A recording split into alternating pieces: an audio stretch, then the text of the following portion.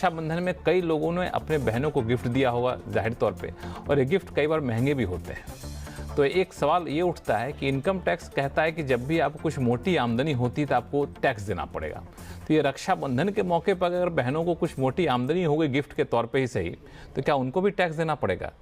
ये सवाल अगर आपके मन में है तो इस सवाल को दूर कर देते हैं। मुकेश पटेल साहब हमारे साथ जुड़ रहे हैं। मुकेश जी, इसको पहले दो हिस्सों में बांट लेता हूँ। एक हिस्सा ये कि एक बहन जिनके साथ ब्लड रिलेशन होता है, उस बहन को गिफ्ट मिलता है तो, और एक बहन कई बार भावनात्मक लगाव काफ़ी ज़्यादा हो जाता है लेकिन वो ब्लड रिलेशन नहीं होता है, जिसको मुंह बोली बहन कहते हैं। तो दोनों में किस तरह से अंतर किया जाए गिफ्ट के मामले में? सबसे पहला सवाल कि अगर सगी बहन को जिनके साथ ब्लड रिलेशन है उनको अगर गिफ्ट मिलता है तो उस पर टैक्स के नियम क्या कहते हैं? लक्ष्मण जी, आमतौर से जैसे हम सब जानते हैं कि किसी भी शख्स को अगर एक वित्तीय वर्ष में एक या ज़्यादा लोगों के पास से कुल मिला के 50,000 रुपये से ज़्यादा मूल्य की बख्शीश या गिफ्ट मिली है तो उसको इनकम फ्रॉम अदर सोर्सेज गिना जाता है, इसलिए वो टैक्सेबिलिटी वहाँ खड़ी होती है।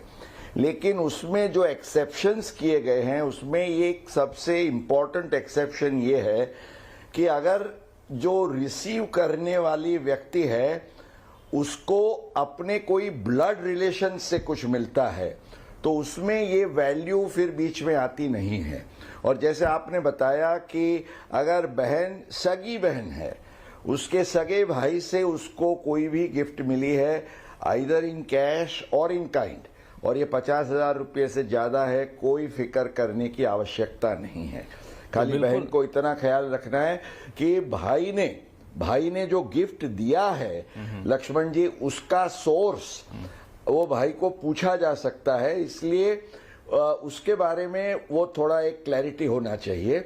और दूसरी बात, छोटी सी बात है पर इम्पोर्टेंट है, हम ब्लड रिलेशन में आमतौर से गिनते हैं कि हमारी कजिन सिस्टर है, वो भी तो हमारी ब्लड रिलेटिव हुई क्योंकि वो हमारे चाचा या मामा की लड़की है या पर ये जो कजिन्स है वो ये ब्लड रिलेशन के दायरे में नहीं आते हैं।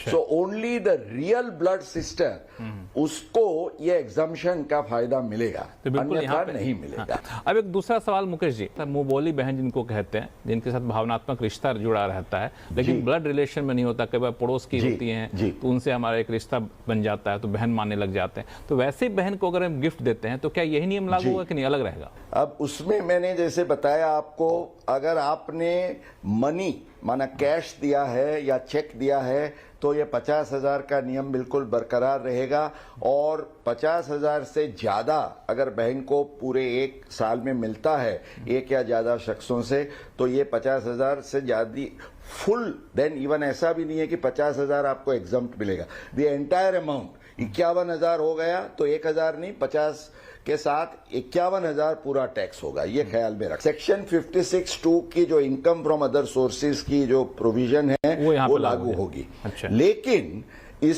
इसमें भी एक छोटे से और स्मार्ट टैक्स प्लानिंग का एक कुछ अवकाश है। अगर आप सोचते हैं कि मैं काइंड में गिफ्ट दूं, क्योंकि जो सेक्शन 56(2) के दायरे में काइंड की गिफ्ट्स की लिस्ट है उसमें एक तो इमूवेबल प्रॉपर्टी, स्थावर मिलकत जिसको हम कहते हैं कि लैंड या बिल्डिंग, दूसरा शेयर्स एंड सिक्योरिटीज है, ज्वेलरी एंड ऑर्नामेंट्स हैं। तो ये जो सब आमतौर से महंगी चीजें और वैल्यूएबल्स गिनी जाती है उसको इसमें समावेश किया गया है। अब इसी लिस्ट में जो आता ही नहीं है ऐसी गिफ्ट्स है, उसको आप स्वीकार करिए तो आपको टैक्स की कोई चिंता नहीं है, कोई टेंशन नहीं रखना है। मान लीजिए कि मोटर कार है, इलेक्ट्रॉनिक्स है, आपके ये सेलफोन है, टीवी है, टेलीविजन है, फर्नीचर है, या इवन एयर टिकट है, होटल वाउचर है, बहुत सारी लंबी लिस्ट हो सकती है।